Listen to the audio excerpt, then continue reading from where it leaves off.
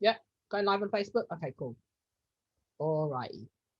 I think there's a couple more people that are going.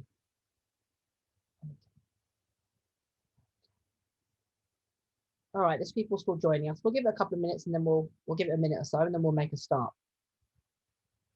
Let's check if everybody's on Facebook. So if you've just joined on Facebook, thank you very much for joining. We're just waiting for a couple more people to join us in the Zoom call, and then we're going to start proceedings for this evening and just give you a little bit of explanation about how things are going to go, and introduce you very quickly to the contributors, and then we're going to I'm going to talk through some the course and how things are going to unfold. So let me just make sure that nobody else is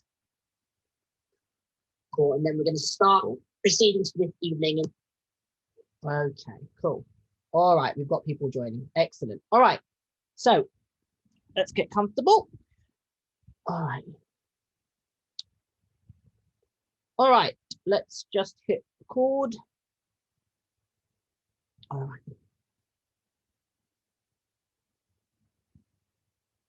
Okay, good evening all. Welcome to the Relabelling Reactivity Symposium 2021. Thank you very much for those that have come along and attending either via the Zoom call or on Facebook. Just to make you aware that on Facebook, there is a slight delay from me giving speaking on Zoom and then it coming out on Facebook. There's a sort of a very brief amount of delay. So if you post a question on Facebook, I will pick it up, but just be mindful of that, just to reiterate that point. The event will be recorded and it will be posted on my social media and on YouTube shortly after this, once I've edited the footage. So don't panic if you don't feel you're going to miss anything out, etc. It will remain on my Facebook page. Excuse me. So don't worry about taking copious notes. You can come back and review it, and obviously the content will be available for you guys to pick up later on. So the premise of Relabelling Reactivity and this symposium was to get the people that have contributed to the online course that will be released next week. So as of Monday, the actual online training will be released and it will be available for people to join and to get involved with. Tonight, it's really about introducing to the people that have contributed and also to give a little bit of insight into how this project came together and the thinking behind it. All right, so I'm just gonna take some of these guys off spotlight so I can bring myself up onto something. Just shut these down for a second. Spotlight, and then I'll come back to these in a second. Okay, so firstly, as I say, thank you very much for everybody's interest in this project. It's been quite overwhelming to have your messages and emails and PMs and DMs about your experiences with having a reactive dog and sharing that with me. And I absolutely am honored that you would share some private information about your dog and your experience and how it's affected you. And it brings me on to the final point of one of the contributing factors to reactivity. So obviously this week I have been doing various lives talking about the various entities that can affect reactivity and that can contribute to reactivity, I should say. So earlier in the week, I discussed about genetics, and I talked about how that can be an impact and how a lot of dogs, it can have a predisposition to behavior that could evolve or become reactive. And that's something that we need to be mindful of with our dogs, and understanding that dogs were originally designed for a purpose, and we need to be mindful of that and be respectful of that within the dog, and also adapt our mindset and our perceptions of what dogs should be as opposed to what they are, and therefore hopefully help them avoid developing problematic behavior. Second entity I discussed about was socialization and the importance of appropriate socialization, thinking of socialization as a series of lessons within themselves. It's critically important to have a dog that is robust and well-rounded and confident, that we perceive the life experiences they have as educational points.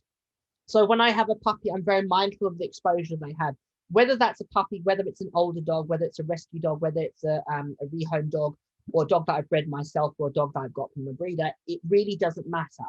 Every experience I have with that dog, I really take a lot of care about thinking about what are they going to be experiencing, what are they going to be learning, how are they going to respond, and observing their body language and so forth, to try and create a positive experience and a learning experience for that dog that it can glean from, and it can grow from and become a well-rounded, a well-balanced dog. So that's really, really important to remind yourself of the necessity to keep your socialization appropriate to where your dog is in its development. And obviously dogs will all develop at varying stages, and it's important that we consider that. I'm just going to bear with me 1 second, just so I make sure I've got this on record. I'm going to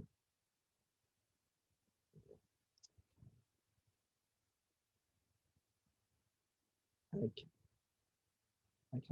So just sorry, I was just playing around with the recording there just to make sure that I've recorded it in several various forms, so I don't miss any of this when we populate it.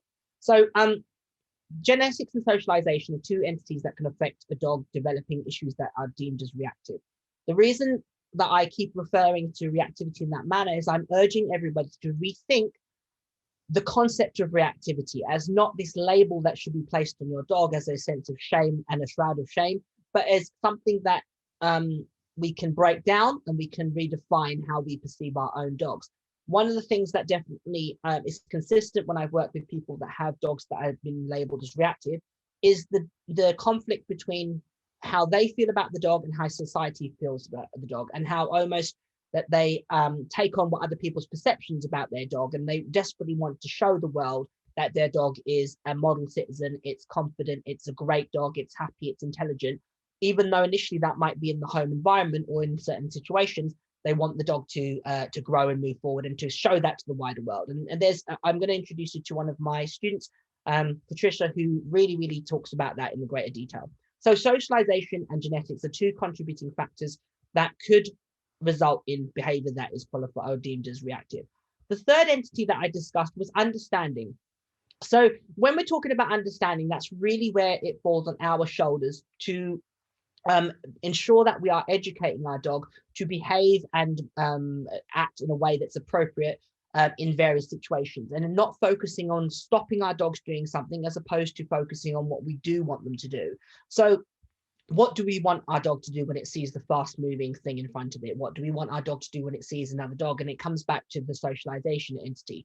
So it's really critically important that we evaluate our dog's understanding constantly in order to ensure that we are inputting constantly into their training, and that we are creating a dog that has good social skills and we have some level of control. That can greatly underpin the dog's confidence and our confidence. If we feel that when the dog is off lead, we can't get them back in promptly. So what's going to then happen is that's going to create a level of anxiety within us, which is going to feed into the dog, and so forth and so forth. So it's really, really important that we consider understanding. And again, when we're evaluating each of our behaviors, we are asking ourselves that question of, would I be happy to wager £1,000 on this dog's behavior? So if I was to ask you now, those of you watching at home, would you wager £1,000 that your dog understands to sit, to down, and to do a recall? And if you are questioning that level of confidence or that reliability, that's where we're first going to work on creating better understanding and filling that gap. We want that level of confidence so that when we take our dogs out into the real world, and that's what relabelling reactivity is very much about, we are equipping ourselves with tools and skills that we know are going to have a level of reliability, irrespective of the environment, irrespective of the distraction, irrespective of the circumstances. Okay, so genetics, socialization, and understanding. Those are critical key elements. The fourth thing I discussed was physicality, considering the dog's physical needs, both in terms of their welfare and their well-being. So ensuring that as a high drive dog, which often are the type that are predisposed to reactive behavior, we're satisfying and creating contentment within that dog. Additionally to that, that we're ensuring that the dog's reactivity or behavior that's deemed reactive isn't as a result of an underlying physical issue. And it's really, really critically important that we are making regular checks to ensure that our dogs are healthy and well in themselves, and there isn't an underlying issue. Classic sign of a dog that could have an underlying physical issues if the dog suddenly develops reactivity. Okay, and that's a really classic sign or indication that there could be something physically going on with the dog. As I explained previously, you know what, I'm sure most of you can relate. If you have toothache, if you have a headache, if you have a sore back, if you have a sort of pain within your body, how that can affect your, you know, you're probably going to be irritable with your family members or at work, etc. You're going to have a shorter fuse. So it's really, really important that you take the dog's overall well-being as a holistically, and we are looking at not only the dog's physical well-being in terms of health, but also the dog's satisfying, I should say, their needs and wants. A lot of dogs that are predisposed to reactive behavior can often have a desire to, I perceive their needs as almost insulin. If they were a diabetic, it's not even just a necessity, it's a daily requirement. They need that outlet for that energy. It doesn't have to be, you know, taking a ball and throwing it on a chuck it over the park. It needs to be, you need to be innovative and creative within what you do with them. Take them to you know, a wooded area so they can investigate some nice smells. Take them to somewhere where there's a slight incline so they can work a bit more physically. Take them to an area where they can have a good blast and they can really have a real good blowout with their, you know, really sprint and work off some of those you know, hyperactive feelings, and also take them to somewhere where they can have a good old mooch. And I like to create that variety with my own dogs. Okay, so the fifth entity that can often create reactivity, and it brings us on to the main entity of, or one of the key areas within relabelling reactivity, and that is relationship with our dog. And relationship could be broken down into many, many subsections. And the key thing that can affect relationship is if there is a trauma that has been experienced between you or the dog. So often when people have a dog that has behavior that is perceived by others reactive, there is a stigma attached to it, and there is a sense of shame in owning or that ilk of dog, or the dog behaving in a way that's deemed by others as inappropriate, or that could even not deemed but isn't inappropriate. And it's really, really important that we understand that there's a connection between the relationship that we have with our dog, in terms of, if we're feeling a level of anxiety, the dog's going to pick up on that. If we're feeling a little bit concerned about a situation, the dog's going to pick on that. And that might sound obvious, but it's something that can often be overlooked with a lot of approaches to training, and that we solely focus on the dog and not enough on the person, the well-being of the person.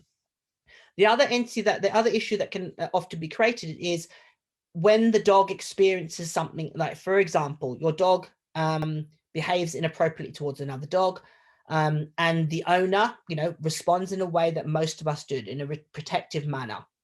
And they respond and they give you, you know, some verbal abuse, or they point the finger and they're like, they accuse your dog of being dangerous. It should be muzzled. It shouldn't be out in public, etc., etc., etc., which are classic phrases that are thrown in people's faces when their dog behaves as dogs often and can do.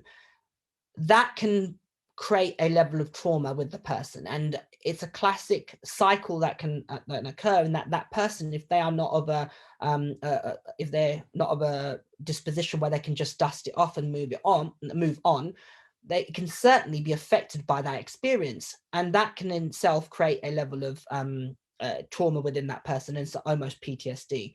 So they go out into public almost being overly cautious or anxious about the possibility of experiencing that and revisiting that.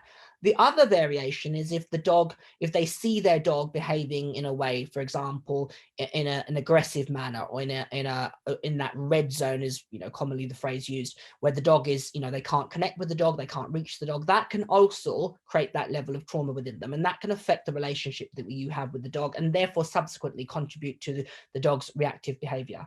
Where Relabelling Reactivity, the online course, is unique is that is something that, as a professional, I've observed when I've worked extensively with people with dogs with problematic behavior. I have noticed consistently that whilst I can impact the dog's training and I can teach them core skills, the massive entity of changing the behavior for and having a long-lasting impact is supporting the owner, guardian, handler, trainer in their concerns about the dog.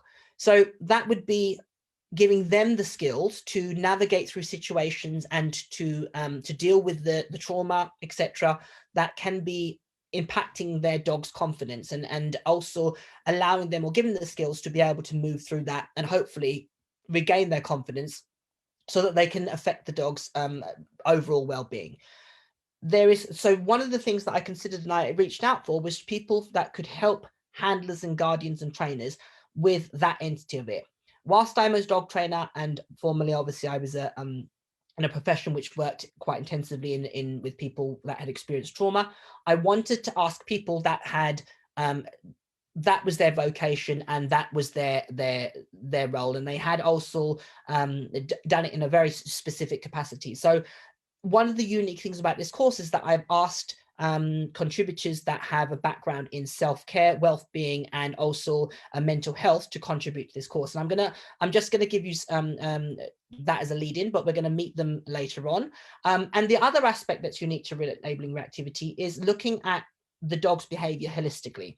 So it isn't just about teaching the dog core skills like sitting down. What are we going to do moving forward to provide an outlet for that dog that's healthy? And I've asked a very good friend of mine, who I'm going to introduce formally later on, to contribute, I should say, an entity that about nose work and scent work and man trailing, to provide an activity for your dogs that are reactive, that is safe, that is healthy, that is low impact, that isn't going to be physically potentially dangerous for them. You know, some of the other activities that you can do with the dog can often be a little bit more fast and furious, which is going to create that adrenaline. We want something that the dog's going to have to use their brain a little bit more. So nose work is a natural route for that. So again, just about one of the other contributors, and I'm going to formally introduce them later on. But the huge entity that can definitely affect reactivity and reactive behavior is the relationship that we have with our dogs, and that level of trauma that can often be that can often affect us and therefore affect the dog's behavior. So I wanted to share with you at this point a student that I had, or I have, I should say, called Patricia. Patricia and her dog Spike I've been training them for a considerable amount of time now, and there is so much that about Patricia's story and her husband Ian and Spike's that I'm sure that you guys will resonate with and connect with. So Patricia unfortunately couldn't make this evening, but I'm going to share with you an interview I did with her this afternoon. It's probably about half an hour, so bear with me whilst I play the video. I'm going to share my screen with you guys and allow you to see that video and listen to some of the things that Patricia and I discussed and spoke of.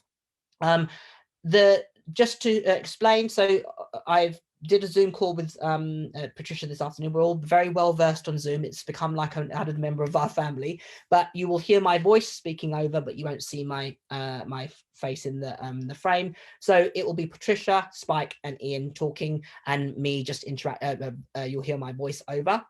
I'm going to play it and let you, I'm going to share my screen and play it and let you just listen to our conversation. And it was just a conversation about Spike, about the journey that they went on as first-time dog owners and the eventual outcome. So hopefully, and then I'll post this, obviously, once we've met all the relevant contributors, you can definitely ask questions. So save those for the end, so that you that we don't get the flow of the conversation broken up by it. Okay, so bear with me. I'm going to just share my screen. I'm going to just bring up the video. Let's just bear with me. Okay, so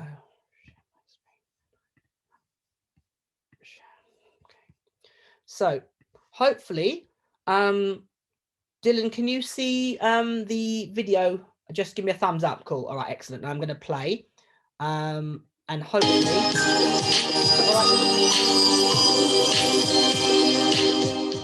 So thank you all that have joined me on the Relabelling Reactivity Symposium, and I wanted this opportunity to share with you the experience of some of the people that I've worked with, and the people who are sat across from the screen are very good friends, and that went from being clients and students to now somebody that I would call, and is definitely a friend, Patricia and her husband Ian, and the dapper looking young fellow in the middle is Spike.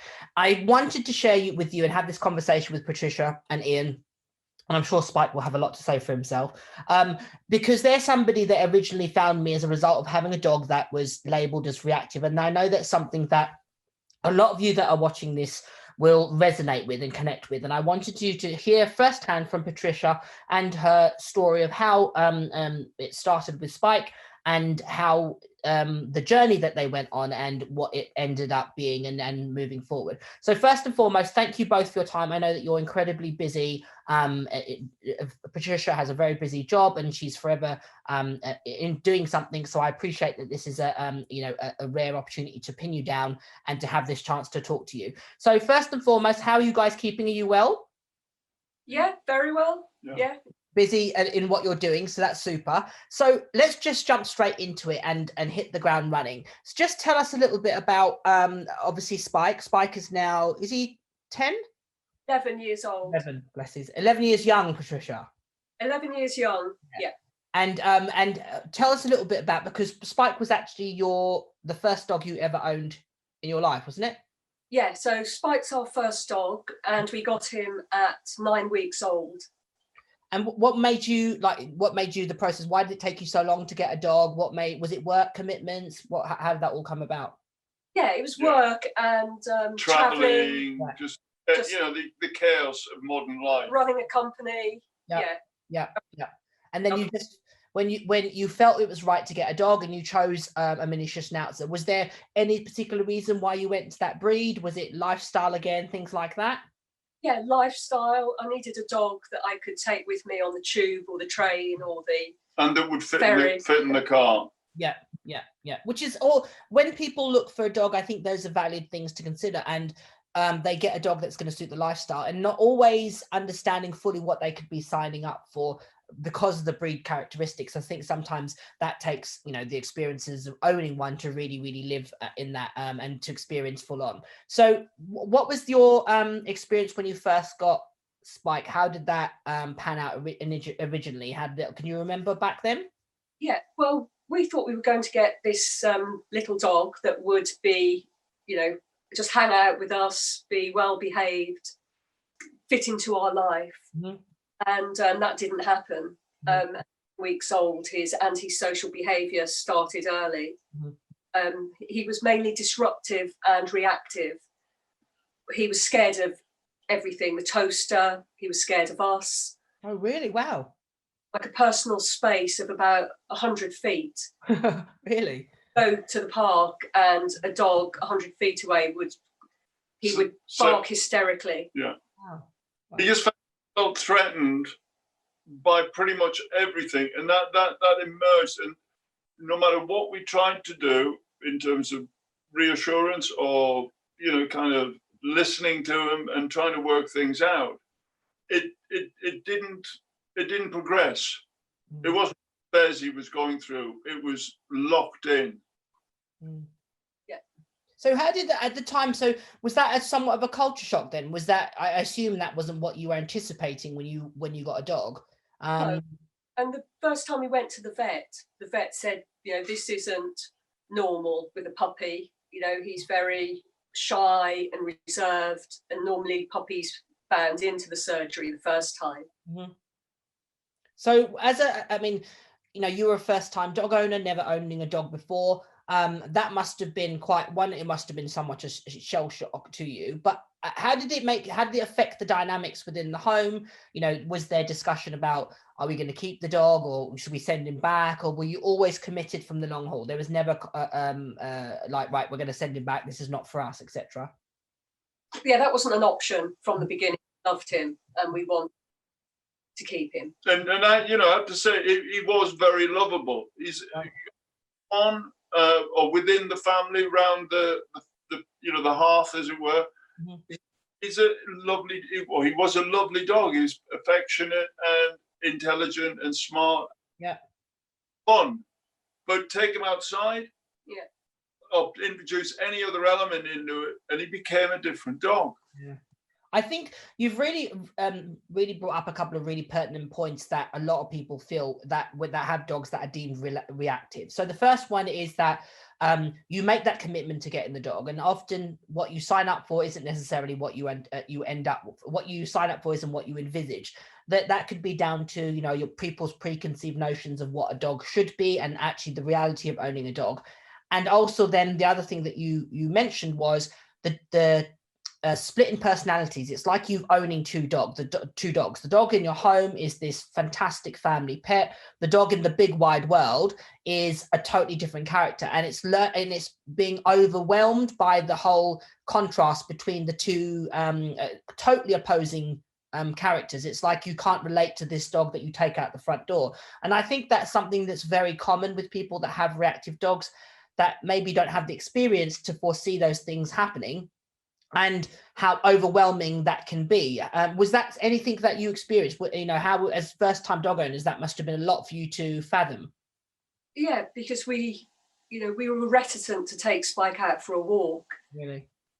Yeah, couldn't introduce him to other dogs or people because the reaction was so over the top every time. Going to the park became like a Military. almost a presidential outing in terms of, you know, keeping an eye open for possible problems. Yeah. And you do get a bit bored apologizing to people as well. You know, I'm sorry, he's reactive. I'm sorry. Yeah. And people would get very upset. Other dog owners would get very upset with his reaction. Very frowny and kind of disapproving, as well, as if we were doing something wrong. Yeah. And their attitude, but it was just very difficult for us. We didn't know what to do. The thing, I think that's a really interesting point that you raised. There's a lot of stigma attached that, you know, as if the inference is that you've created the dog to be what it is. And sometimes, you know, it might be that your lack of knowledge, but it's not an intentional thing. You didn't go out going, right, we're going to create a dog. We want to make this dog bark at people and dogs. That was never your agenda. And I think sometimes that misunderstanding in a greater sort of in society can definitely add to the burden of, you know, you're already struggling with the two characters that you're living with. And then you have, you know, people looking at you, like you say, with judgment. And that's a really, you know, it's a really, it's quite a prevalent thing, I think, in when people have reactive dogs, the stigma and the judgment that they can sometimes receive, and hopefully that, you know, this dialogue and this conversation can get people to think about it and have a bit more understanding and compassion. So you obviously needed help. You realized that you need help. So what did you first do then? What course of action did you take? We went to puppy school. We went to our first puppy course, and Spike was disruptive and reactive, and we were asked to leave because he was, you know, causing problems for everyone else. That was understandable. I mean, I dropped Patricia off at this puppy school, which is in a church hall, get myself a coffee, come back and find them standing outside because they'd been ejected. Wow. And then the course was pretty much the same. We spent the whole course outside the door, the classroom door, just, you know, trying to get Spike used to being close to other dogs from the other side of the door. I mean, we even did one-on-one with the puppy class, the person who was holding the puppy classes, and we walked in the park with her, and you know, she had some useful advice, but then she also had some kind of unuseful advice. Yeah, so the advice really, eventually, after trying many different things with this trainer, was trying medication to medicate Spike. Right. Also to try this, the red spray that. Right. Yeah. Time he barked. That made things worse, and we were very uncomfortable doing that. Yeah, it's just like an air spray. Yeah. So on that point, I think that's something that is very commonly experienced. As first-time dog owners or inexperienced dog owners with this inverted commas problem dog, you entrust your dog and the care and the guidance around your dog's training and care to other people because you just don't know. You just don't know what's right and what's wrong. And if you went and Google dog training in the interweb, you would see a million different versions. And as a first-time dog owner, you don't know which one is going to suit you, the dog, and you feel comfortable with. And it's really a little bit of potluck. And I think that obviously the advice that you were given, you hope that was with good intentions, but as you said, it probably made things potentially worse. And I think there's so much, there is such a responsibility to those of us in the position as professionals, that we are entering into a very, very personal space of, you know, dog owners, their family members. And that's the thing to remind yourself, that that dog is an extension of that family. And we have a duty of care and responsibility to honor that and respect that, and make sure that we always are respectful of that dynamic, and not to overstep that mark. And whilst I always ask people to give me trust. I trust me in this process, and I will do my damnedest to help you. But I have to have that dialogue with them, because I feel really responsible for getting it right for them. And again, I think that's something that, you know, like when you're in that position as inexperienced dog owners, you hand over the reins to somebody else, and you're hoping that their judgment is, you know, and you're guided by them. And you're sometimes, as you've said, you do things that, you know, in retrospect you wish you hadn't. But in that situation, you believe that that's the right thing to do. You trust this person. I think that's something that, you know, as an industry, we need to be really, really mindful of. Absolutely. Yeah, I mean, the just from our point of view, we've been on this long learning journey. Yeah, absolutely. Mainly, we've been learning about our dog, about Spot. Now, having known him for as long as I have, over a decade. Yeah. I understand why he's like the way he is. And he's kind of got a right to be that way. And when he came to be part of our family, it was up to us to work out a way of life that accommodated that. Yeah, okay, try and help him and train him and soften it or whatever. Yeah. Dog, he's a sensitive dog. If he doesn't like other dogs, he doesn't like other dogs. Absolutely. Up to us to actually understand that and realize that that's kind of a legitimate place for him to be. Absolutely. I think that's one of the things that I say that I urge people to look at it differently. Your dog doesn't have to like everything and everyone. That's absolutely fine. As you know, there's things in life that I don't like doing, and there's people that I might not feel that connection with, and that I apply to everybody. It doesn't make me a good or bad person. It just means that I have boundaries and limitations, and that's absolutely normal. And what we sort of have this sort of compromise where we say to the dog, I absolutely get that you don't like dogs in general, but I would ask of you to just tolerate them for this period or in this situation. Is that a fair exchange? And as an exchange for that, I'm going to make sure that you're comfortable. I'm going to listen to what you're telling me. I'm going to reinforce you. I'm going to make it a positive experience, etc., etc. And I'm going to be respectful of not over facing you. And by having that almost sort of dialogue with the dog in terms of your training and the way you live your life, you can live a life with a dog that is both fair to the dog and also fair to you guys, because it must have been a very stressful period where you didn't know how to resolve a lot of his issues. Yeah, I mean, yeah, it's quite lonely and stressing, because we know what to do. It's that standard thing. You think it's your fault, and around it kind of telling you all the time that it's your fault. You know, that somehow you should have a kind of pretty dopey Labrador type dog who laughs, wags its tail, and loves everybody. You know, those dogs exist, but Spike wasn't one of them.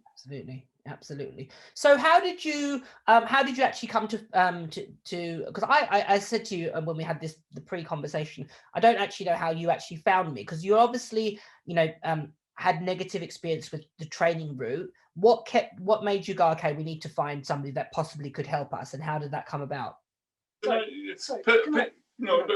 Patricia had this kind of crusade. She was going to, you know, if you like, get to the bottom of it, find it. And we did social walks, we did a whole, and then she started to get into sort of a little bit of fun obedience, just one night a week. And I think from that built the kind of the base of people that we could speak to. Right. There is this kind of network out there of you know, people like you, caring people who want to connect things up. And if it's not a kind of problem that they could deal with, they've got advice about who might be able to deal with it. That's my recollection, that we kind of organically migrated towards you through other people that we knew. Yeah. Go on, Patricia, you were going to say something earlier? No, I kept hearing your name cropping up where I went, you know, as the person that would be right to help us with Spike. And yeah, eventually I just thought, okay, we've got to go and track down this Kamal and see if he'll take us on board. Yeah. Oh, so I was your last chance saloon. Everybody else had gone, well, we can't do anything with this dog. Let's palm Patricia off on Kamal. So I can remember we joke about this, like Patricia and I joke about this regularly, that the first lesson that Patricia came to, she contacted me and I said, yeah, no problem. You can meet me at my place of work. And she turned up in a cab. So she didn't drive. She turned up in a cab, which I thought, oh, that's a bit strange. I don't think you were with her, Ian, for that. She turned up with a backpack where she'd clearly come on some epic journey, which I now transpires as I realize, Patricia, is a regular occurrence where she's utilized, you know, several modes of transport, probably rickshaw, camel, you know, horse riding, etc., you know, tandem bike or something to get to a place that she wants to go. A backpack with her little Schnauzer as it come trotting up the drive from her last mode of transport was fortunately a vehicle, and I just was a little bit thrown by the fact that she'd arrived in in this manner. And anyway, so she came for this lesson, and I went through, you know, talked about the dog, and I talked a little bit about what she wanted to do with him and his some visual issues. And I said, well, I'm sure I can give you some input, and I'm sure that I could help you. And in truth, I know now I look back and we joke about it. I went inside the house post the lesson and I said to our very good friend, Val, I said, I don't think that girl got any of what I said. And I don't think she'll come back. So, and it was really because and I look back and we talk about it, there was so much information I was giving you in that lesson, in that time period about, right, we're going to have to take a different route. We're going to have to do this, and looking at everything holistically. And I have to say, full credit to you, I gave Patricia a couple of little core things to work on. And I said, go away and do this. Contact me if you want to come back for another lesson. And I can remember the subsequent lesson, and I went afterwards and said to Val, oh my God, I read that girl wrong. She absolutely nailed every single thing that I advised her to do. And that was a real, like, oh, okay, right. She's not here to play. She wants to really commit. And that's what I ask of everybody, to really commit to the process. And it really just snowballed from there. And that Patricia worked incredibly hard, and full credit to Patricia and Ian for being all in to this process and really committing. And as we were working together, a lot more come out of the wash. Like, you know, in that initial lesson, obviously Patricia was on her own. It was a one-to-one. I didn't see his response and his issues with other dogs. And while she told me a little bit, in that first lesson, there was no way I was going to expose the dog to another dog to test him and to see what the issue was. So as it came out the wash, I realized that actually, whilst we could teach this dog core skills, there was more work around his core issues that needed to be addressed. Can you remember that lesson, how you felt about it post, Patricia? Were you depressed? Did you go back and drink a lot? A lot of information. Yeah. Transmitting a lot of information, new information. Lots of light bulb moments, things I had never heard before. Yeah. And I think I felt really afterwards, because you were willing to take us on board, and you also, your attitude, you know, you didn't see it as a problem, saw it as a challenge. That's a really, really fair point, because that's the thing, that my intention for this course is always being to change people's perceptions of their own dogs. Your dog is not a problem. You just need to give the dog some information. We need to up your skill and give you some skills, and we're going to move forward. This is not a permanent situation. That's why the course is called Relabelling Reactivity, because I want people to look at their own dogs differently. When people are coming to you and essentially saying, almost writing their dog off before their dog has even have a chance, that's the thing that I want to change people's mentality towards. So, you know, it really just went, we just went from strength to strength. But in terms of the process, can you share with people a little bit about, it wasn't just a linear state of progression, wasn't it? There was moments, I'm sure. Would you be willing to share with us some of the ups and downs that you had, and did you ever question what you were doing and whether it would work, etc.? Yes, yeah.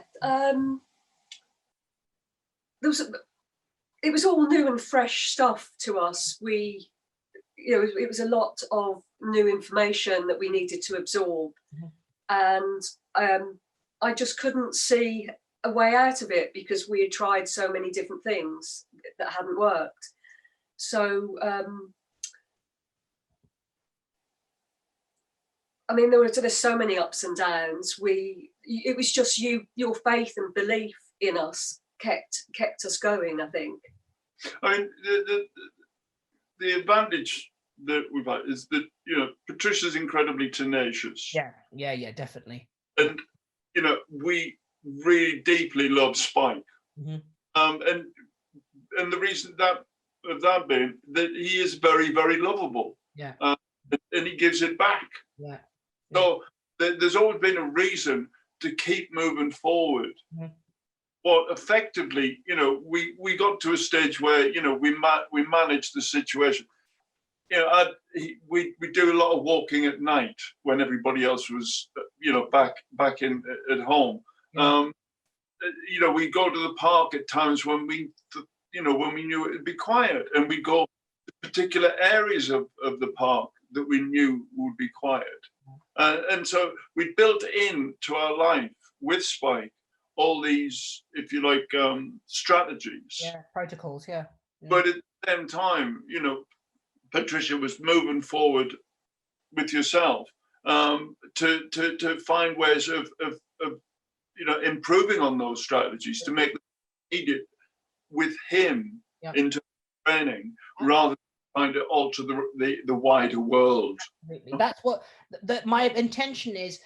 We're not going to focus on other people or the wider world. We're going to focus on the dog. We're going to establish confidence. We're going to build his confidence and your confidence, and give him skills and you skills. So the wider world becomes obsolete, because I think that's a very common thing that people try and concentrate on. But how do I deal with that dog? How do I deal with that person? You can't. That's beyond your remit of control. What you can control is your dog. You can control your response. You can control your reaction, and therefore affect the dog's reaction. And as I said, the journey that you went on was, is so inspiring, and that's why I really wanted to have this conversation with you. So, from an outsider looking in, I have to say the two things that Ian just mentioned: Patricia's tenacity and the absolutely unbounding love that she had for the dog, I think was the things that really, really made this whole thing work. And I would say that's a common thread with a lot of people. They want to help their dogs. They might not know how to, but they want to help their dogs, and they absolutely adore their dogs. And that's the thing that it frustrates me when people are attaching these labels to. It would be like somebody saying the same about my daughter. I would instantly bristle and have a reaction to. So obviously it just went from strength to strength, and progressed. Share with people. So obviously I broached the subject with you about doing competitive obedience and doing it like, I think that you could do quite well. And because he's an unusual breed, he's not of a breed that's popular in a competitive obedience. That was a factor that we had to consider, and obviously his temperament and his awareness about other dogs. So those of you that are watching that don't know, in competitive obedience, there's a lot of dogs at a dog show. You could talk several hundreds of dog shows, and there'll be several hundred people. And that's the things that we had to prepare the dog for. And he had to be so confident, so robust, so well trained that he could cope in those environments. And that was part of the process that we went through with Patricia. Now, that isn't the process necessarily for all of you, but the means of which we did that will most definitely help other people. So can you remember your first experience of going to a dog show and how it felt? Did you feel overwhelmed, or were you excited, or how did that go for you? Excited and overwhelmed. And you told us exactly what to do. We had to take it slowly, and we just had lots of nice rewards with us, so that we could try and keep Spike active and focused on us rather than on all the other dogs. Yeah. And strangely enough, Kamal, I mean, and it might be sort of a little bit of information that helps you understand a bit about Spike, and the fact that he like when he was at Crufts, he can handle 200 dogs. He just can't handle one dog. But I think that was because of Monday Nighters, because I remember it used to be a massive challenge.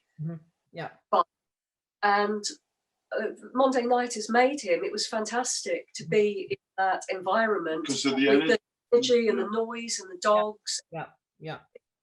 Controlling it all, you know, so it's a good experience for all the dogs. What Patricia's sorry Patricia, I just got you cut out there a little bit. What was the final point you just made on that? Just the Monday Nighters, your Monday experience led us to being able to eventually go and perform at Crufts, just like perform at Crufts in front of hundreds of people and hundreds of dogs. I mean, I've got video of when Patricia and Spike are in the ring, and they could be alone, and you know, there's this massive audience around them in the stands, clapping and stuff like that. And Spike is not. They're in their own little bubble. Yeah. I can remember that vividly. So Monday Nighters was a class that I used to run in London when I lived in London, and it was a competitive class where it was a great bunch of people, and there's other people that are going to speak on that shortly. But it was a fundamental piece of the puzzle that it was saying to Patricia, look, you can have your dog around other dogs. Everybody's going to be supportive of you. They're all going to say, look, we'll give you space, we'll back away. I specifically said to everybody, I can remember, and I do this with every dog that comes into that situation, is Patricia has a dog that doesn't like other dogs in his space. If your dog invades Patricia's dog space, that is on your shoulders, not Patricia's, because Patricia's going to manage her dog. That alleviates the responsibility from the individual, and it means that everybody's accountable for their own dog, as they should be. Now, in that situation, obviously, they were people that were there to train their dogs, so they had an element of control. But it meant that Patricia could then stay in her little zone, focus on her dog. She didn't have to worry about so-and-so's dog and dogs are dogs. There was moments where a dog would inadvertently rush up to Spike and inadvertently, but we would have prepared him, we would have trained him, and we would have done lots of work to lead up to that point. Often we would put him in a corner where he was a bit more, felt safer. We would make sure that nobody went after a certain point, which is things that professionals can do to help these dogs, as opposed to making them like have a scarlet letter on there and shrouding them in a sense of shame. So as Patricia and Ian mentioned, it just the confidence and what they were able to do just grew and grew and grew, and the ultimate sort of achievement that they had amongst many was going to Crufts and competing for their region, which is a very highly contested position. So it's what happens in Crufts. You have several competitions. One of them is an inter area. So you would have the Southeast, you'd have the Midlands, and it's a very highly contested, and it's specifically unique because they have the majority of the members of the team are from other breeds of dogs. So you have to go to tryouts, you have to go to several tryouts, you have to then compete against your peers to get a position, and there's a very limited position. So to even go through that rigorous process to become a member of the team for the south of England, and then Patricia represented not only her area, but she actually won her respective class at Crufts, which was, whilst that was a great, it was a huge recognition of her hard work. Ian just summarized the actual win in that dog went out onto that. It could make me quite emotional thinking about it, really.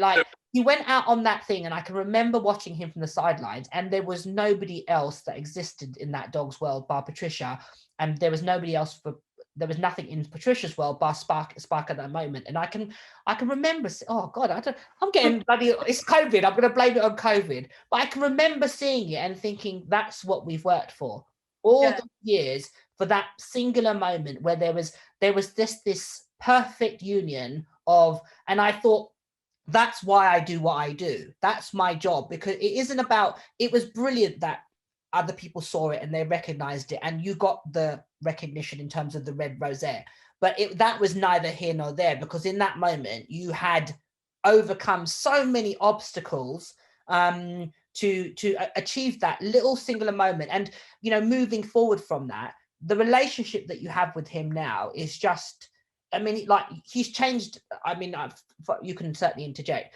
He's changed your life in so many ways, that dog, isn't he, really? You know, Yeah. you know. No, it's fantastic. He has friends now that he can go and run with. Yeah.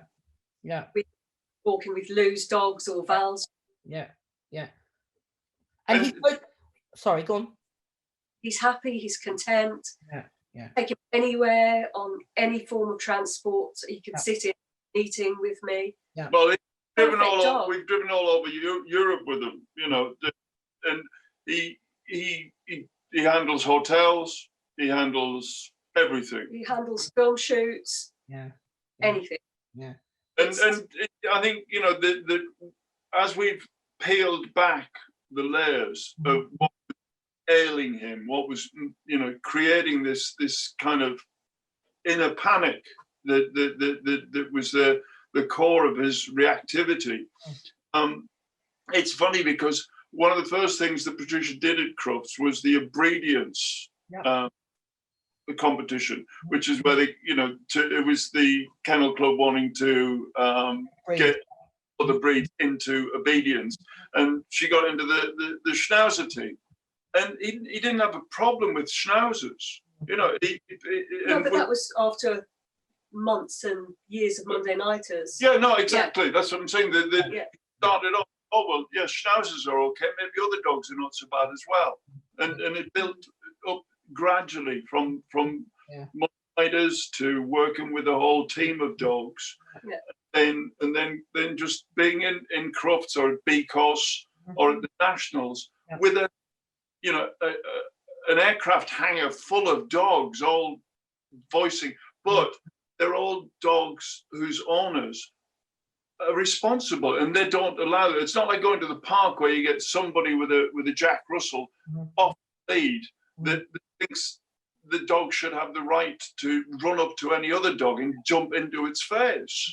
Yeah, but then in saying that, the thing to say is, obviously, even at those events at dog shows, you're going to have instances where there's a whole you know, melee of dogs, and that at one point when you started this whole process, I suspect it wasn't, you thought there's no way our dog's ever going to be in a you know, in a space with several hundreds of dogs. If I'd said to you when you first come to that lesson, oh, by the way, Patricia, do you realize one day your dog's going to be in a building with several hundred of dogs and he's going to be oblivious to them all, you'd have probably laughed in my face and thought I was a madman and just doubled back and gone, right, we found the wrong person. So it just shows you what is possible. And yes, and obviously in competition dogs are somewhat more controlled, but it's just say the thing to articulate is that dog didn't see anybody else. It wouldn't have mattered if the Jack Russell had come and sniffed him wet. He was so in the zone, he was so focused, and we'd done so much foundation work with him and groundwork to consolidate your relationship. It's, and like you say, that even the fact that you can take him anywhere, you can go on public transport, you can, you know, walk past dogs, he's largely he's indifferent. Now, you know, it's accepting. He might not have a wide social circle of friends. He has his little buddies, but he goes, largely, I'm not really interested in other people's dogs. That's fantastic.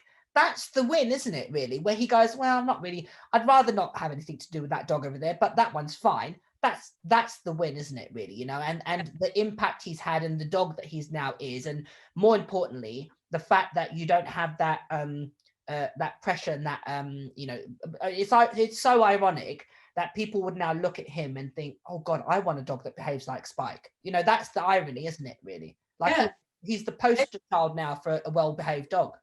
Well-behaved he is. Yeah.